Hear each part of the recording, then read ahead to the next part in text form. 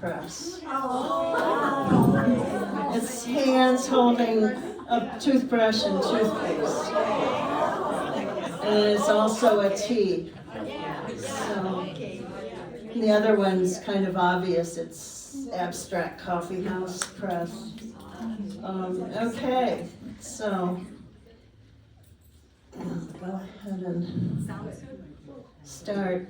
Alan and I met in the summer of 1970 in Iowa City. Alan went to high school in Wilmington, Delaware. He attended and dropped out of NYU. I found out that he had the best speaker system in his dorm, so everyone gathered there. And one roommate became the tour manager for Joan Baez and was very appreciative of Alan and his influence. He worked at the Fillmore East and then the post office. He came to Iowa City in 1970 to study with poets Ted Berrigan and Ensam Hollow. I was Cinda Wormley at the time. I grew up on a farm, went to high school in Newton, Iowa, transferred from University of Northern Iowa to University of Iowa in Iowa City in 1970. And I worked as a waitress and typist. For our first date, Alan asked me if I could help him carry a 6-foot metal eat sign to his apartment. So that's a line that doesn't get used very often. Okay, next slide. In 1970, it all started with Toothpaste, a mimeographed magazine, where Alan published work from poets he met in New York City and new friends in Iowa City. We lived in a single room with shared bathroom and kitchen. And this is the mimeograph machine, Toothpaste magazine, the cover.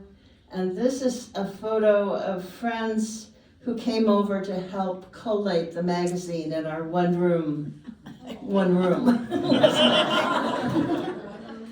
So it was summer, obviously. In 1972, I got a BS in sociology and Alan dropped out.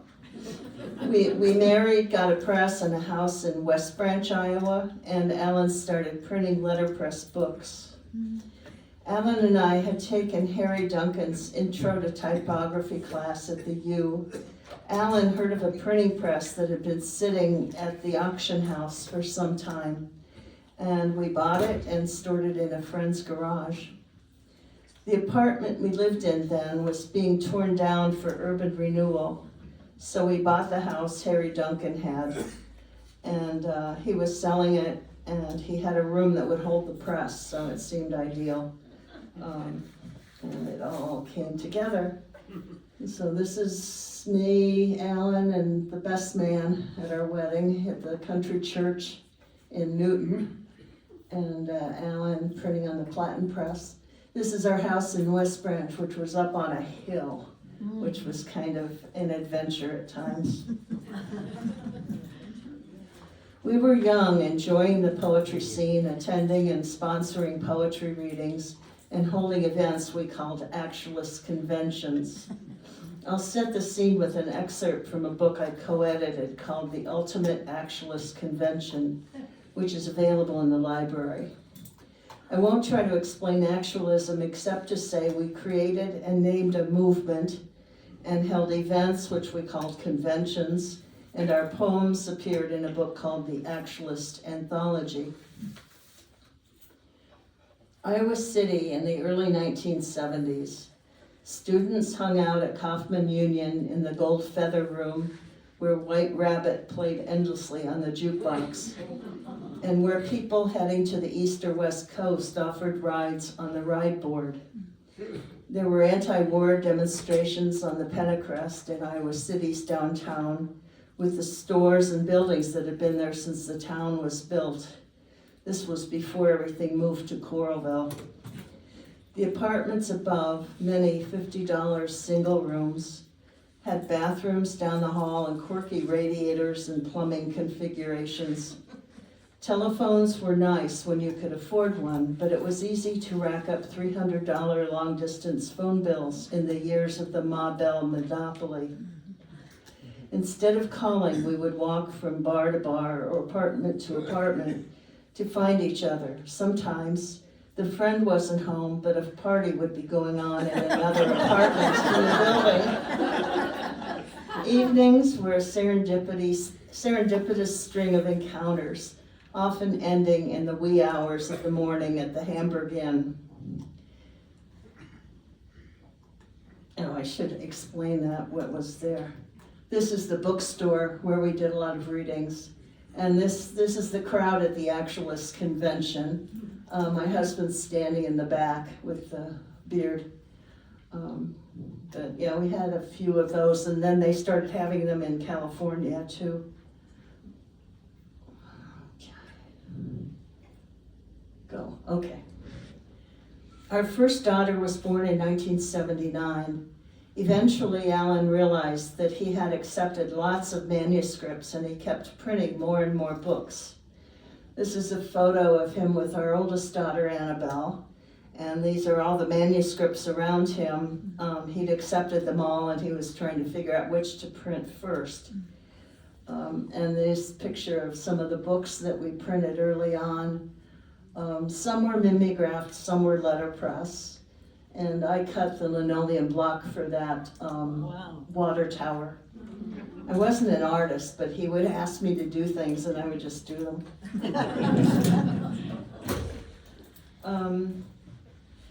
The letterpress books were printed from handset type, which came in a California job case, and you'd do it in this stick, and then he would arrange it on the galley tray, tie it with string, and lay it in the press bed. And then this is him printing on the Little Giant, which was one of the 3 presses we had. This was the most modern of the presses. It had a suction that picked up the paper, and then these grippers would grip it, and it would roll around on the type, over the type, and then release. And it was quite a challenge. He had no mechanical ability when he started, but he picked it up, he figured it out. He also had a platen press, which is one that closes like this. It's a clamshell that was motorized, and then also a little one that he would take to book fairs and so on. Okay. Letterpress printing was the first work that Alan truly enjoyed. He said, "I fell in love with letterpress printing. When I started printing, I discovered I could put in a 12 to 14 hour day and go back the next day and do it again." So yeah, he hadn't succeeded in many other jobs, so he loved that. These are apprentices and I would collate the books and sew them on our dining room table.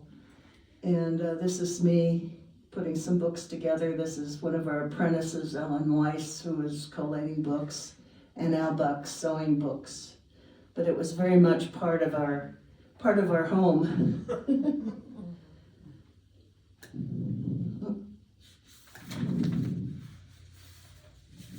I think I missed one. Yeah. Alan hadn't learned to drive yet, and he picked up a lot of printing jobs while he was hitchhiking to Iowa City from West Branch. And these are some of the cards that he did. He did business cards, wedding invitations, stationery, anything people wanted. He really didn't like the wedding invitations because the couple would inevitably squabble over what color or what type or whatever. But here he is again with the McGovern sign back there. Oh. Our first disappointment in elections. Finally, a friend who'd been in the Peace Corps taught him to drive.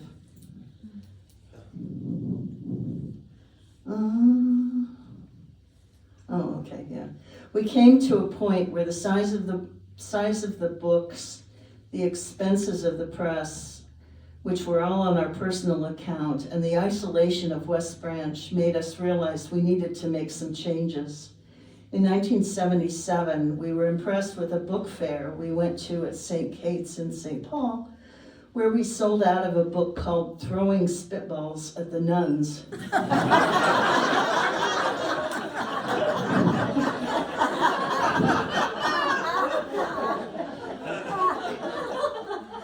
Alan had also been printing broadsides for the poetry readings at the Walker Arts Center. The Twin Cities had a well-established network of funders of the arts, and at the urging of a friend, Jim Sitter, we finally joined Grey Wolf Press and Milkweed Editions as the new growing literary presses in the Twin Cities. Alan attended book fairs, the American Booksellers Association, and many book fairs over the years. This shows how it grew from not much to an incredible display. Let me see, did I miss one? No. Oh, okay. Yeah, 1984-85 was a year of many changes. Coffee House was formed as a nonprofit press. We changed from letterpress to photo offset books and moved from Iowa to become press at residence at Minnesota Center for Book Arts. And Alan started paying himself from his work with the press. We rented a house from Macalester College around the corner from the Hungry Mind bookstore. So, okay, skip this one. In 1988, the press moved into space above Nate's clothing store on 4th Street in Minneapolis. Moving printing equipment is not easy, and this involved hiring a company with a crane to lift the presses and paper cutter in through the window. Jeffrey Shearer was the architect on the board and helped with setting up the space. The grand opening was a huge success. I was 9 months pregnant.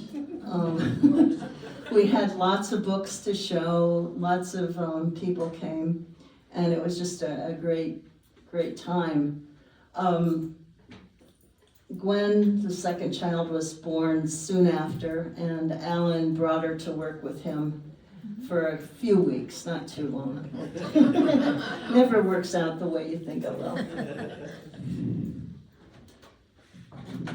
The advantages of the space above Nate's, there was a great view, lots of space, being downtown. Disadvantages, it had one bathroom per floor that was shared by all the people who were living there who weren't supposed to be. There was a temperamental elevator and many parking tickets. I was working full-time at the U of Minnesota as an HR generalist in the School of Dentistry and was less involved with the press, although I gave Alan advice and consoled him when he was stressed out and chipped in when times were tough, like the time we took pity on the employees sweating in the heat and charged 3 air conditioners on our Sears card.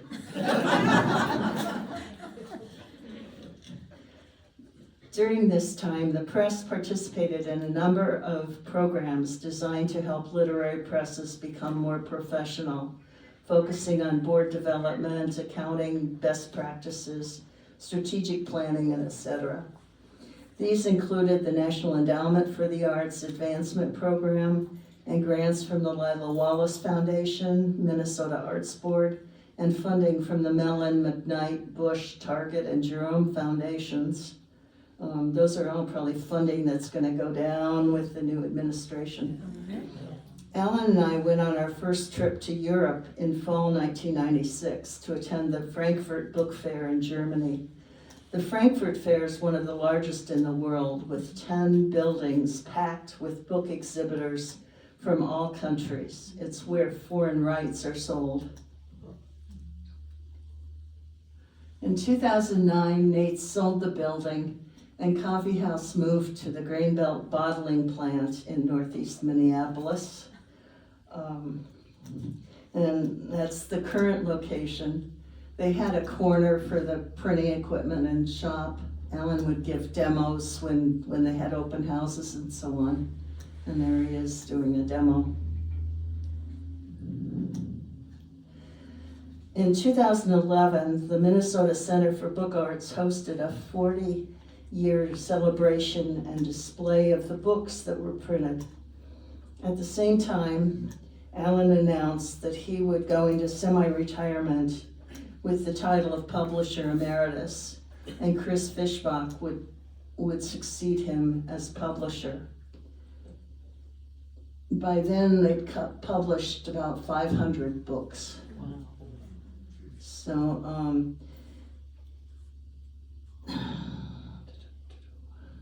yeah, he was the first printer in residence at MCBA. Let's see, I get to that one.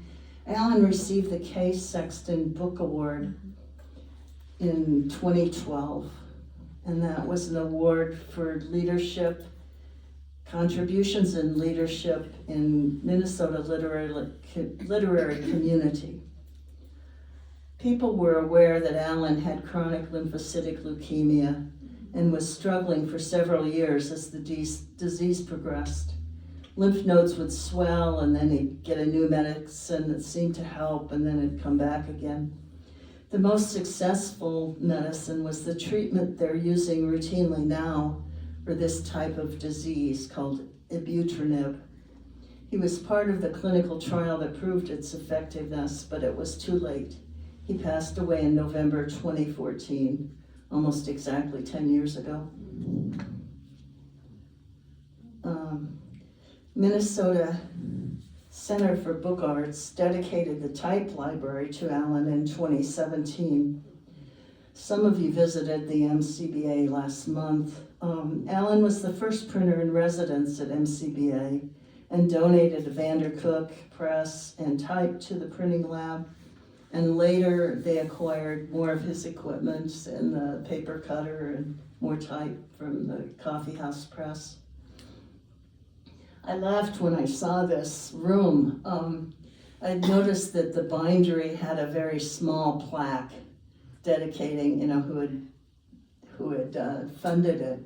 But they really went crazy with this one. Okay. Now I'll mention a few of the books. Blood Dazzler by Patricia Smith was a 2008 American Book Award finalist. The poems were about what people went through in Hurricane Katrina, including an unforgettable poem about the imagined last thoughts of the people who drowned when they were abandoned in the nursing home. It was really, really startling. I Hotel by Karen Yamashita was an American Book Award finalist in 2011. Karen was a Carleton grad who sent in a manuscript for her first book, Through the Arc of the Rainforest, which Alan read to the family while we drove from Iowa City to St. Paul. We all loved it, and he accepted it, and it was a wonderful book. I Hotel's about a hotel in San Francisco that had been a magnet for Asian Americans from all countries, descent, and counterculture. Each chapter describes a different year in the history of the hotel, culminating in an attempt to save it. Furman by Sam Savage was a bestseller with many foreign rights sales. Sam submitted his manuscript when he was 66, and it was his first book. This was the only book that had a venture capital funding, and it brought in so much from foreign rights sales that Alan finally convinced the capitalists that they had more than recovered their investment, and they agreed to let the press keep the rest of the profits. Furman is a mouse that lived in a bookstore and learned from the books he nibbled on. It's a charming story. Some of you are familiar with this one, The Late Homecomer by Kao Kalia Yang. This book started her career as a local Hmong writer, and I think many of you are familiar with her work. She's written many books since then and is quite popular in the Twin Cities. Some of the most impressive books are the deluxe letterpress editions that Alan printed. One of these was W.P. Kinsella's book, The First and Last Annual Six Towns Area Old Timers Baseball Game, which has one of the longest titles I've ever heard of, with wood engravings by a local artist, Gaylord Shanlack. And then it had the pinstripe cover case for it. This is The Life of the Body, a story by Jane Smiley, with hand-colored linoleum cuts by Susan Neese and a plexiglass cover with a ribbon closure. And it's just an amazing book, very beautiful. And then Allen Ginsberg's book, Honorable Courtship, from the Author's Journals, January 1 through 15, 1955. This one had wood engravings by Dean Bornstein and a stunning purple and red cover and case. This is a Japanese silk cover, and then inside it there was this other paper cover.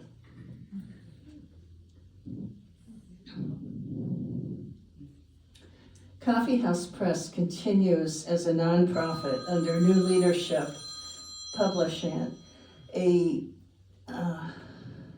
6 to 8 books and sponsoring many events per season. You can find more information on their website, coffeehousepress.org, and on Instagram. They have little videos on Instagram sometimes. I've been talking as if Alan did all this by himself. He certainly did not. At any one time, the press employed a number of people, and it could not have succeeded without the contributions of the employees, apprentices, board members, readers, funders, and a wonderful community that supports the arts and literature.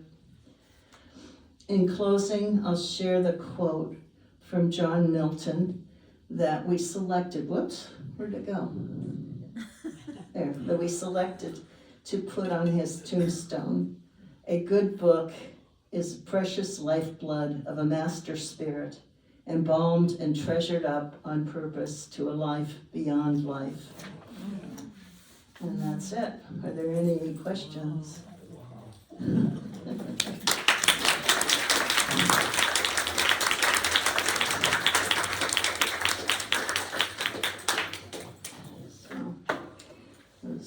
Yes. So what was your favorite part? My favorite part?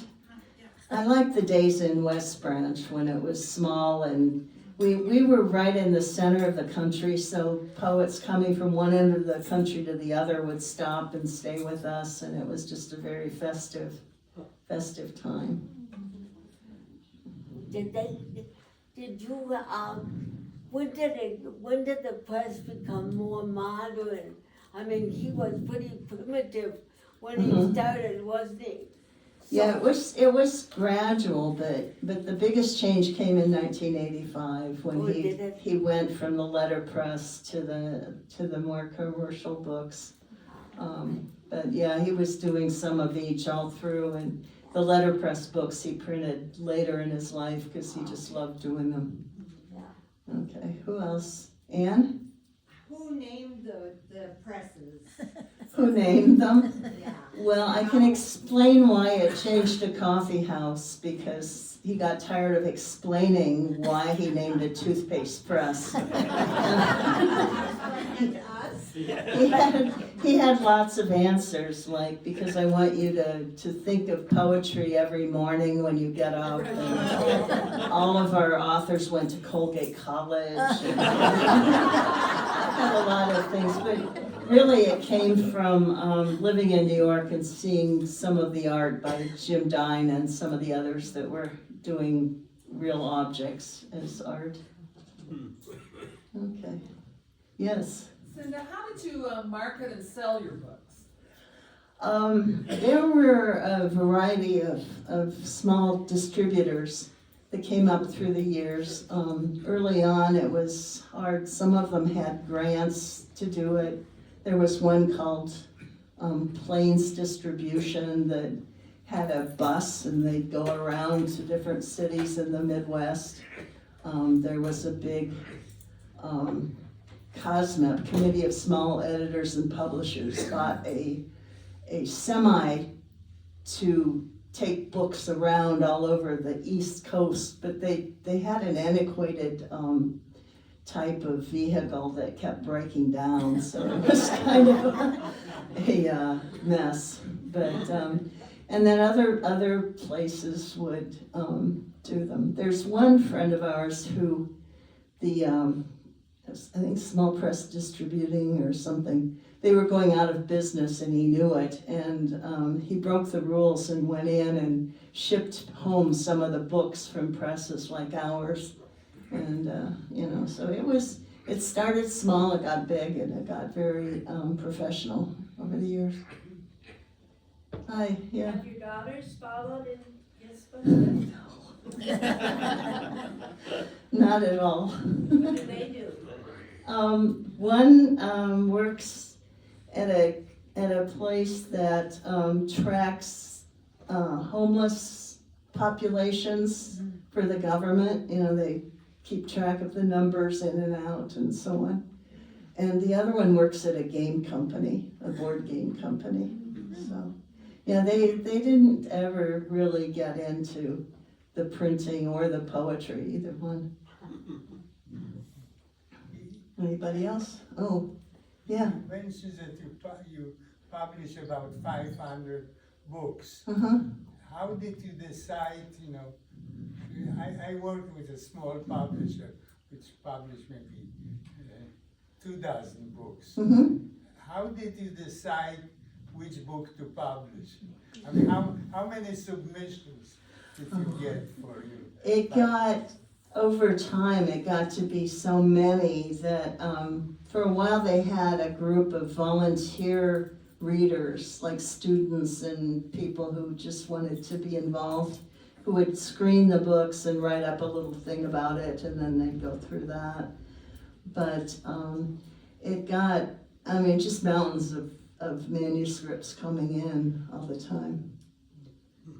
How many submissions did you get approximately? I don't know, thousands. Eventually, after Alan left, they decided to just have a window of time when people could submit manuscripts.